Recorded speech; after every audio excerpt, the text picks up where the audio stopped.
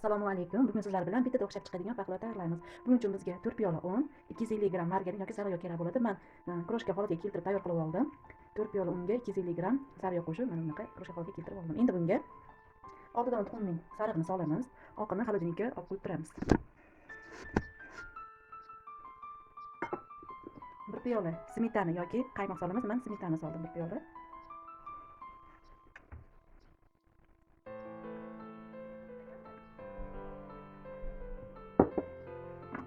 Bir pachka razrafiltr solamiz. Bir pachka valinani solamiz. Bularni yaxshilab aralashtirib, xamir holatiga keltirib olamiz.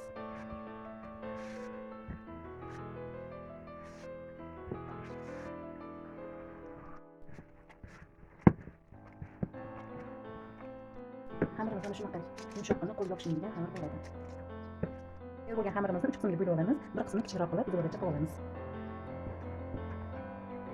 Tayyor bo'lgan zo'rachalarimizni 30 minut xolodilnikka olib qo'yamiz. 1 piyola mayizga qaynoq suv quyib 5 minutga dimlab qo'yamiz. Tayyor bo'lgan zo'rachalarimizni eng kichkina olib, bergan qog'ozga qo'yib yoyib qo'yamiz.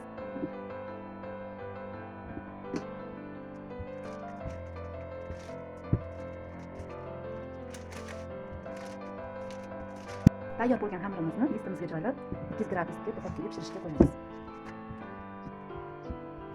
Tuxum oqini xolodilnikdan olib, unga 1 piyola shakar solamiz va qattiq massa bo'lguncha uni yaxshilab qovuramiz. Mana tuxum oqini ham ko'pirtirib oldik. Endi bunga to'g'ralgan 1 kosa yong'oq mag'izini solamiz. 1 piyola yutib qo'yilgan mayizini solamiz.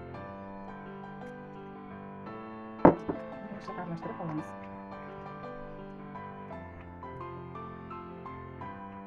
Yoyib olingan xamirlarimizni bir ikkita idishga joylaymiz. Tayyor bo'lgan bezimizni 2 qismga bo'lib olamiz. Va xamirimiz ustidan solib chiqamiz. Qolgan xamirimizni ustiga qo'yib, qolgan bezimizni solib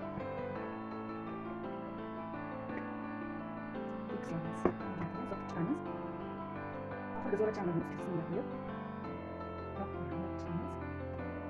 chetki qismlarini yopishtirib qo'yamiz. Tekislab yopishtirib chiqamiz. Tuxum sarig'ini hamma joyiga yaxshilab surtib chiqamiz. Sarig'ini bir qo'l surtib oldik. Endi buni pichoq yordamida kesishga tayyor qilib, mana bunday qilib chizib chiqamiz. Ustiga yong'oqni bilan yuvib chiqamiz. Ustiga kunjut ham sepib oldim. Buni qoshiqga qilib sepishingiz mumkin. Endi buni qisib turgan duxovkada 200 gradusda 40-45 minut pishirib qolamiz. Pahlavamiz ustidan asaliy sirupimizni quyib chiqamiz.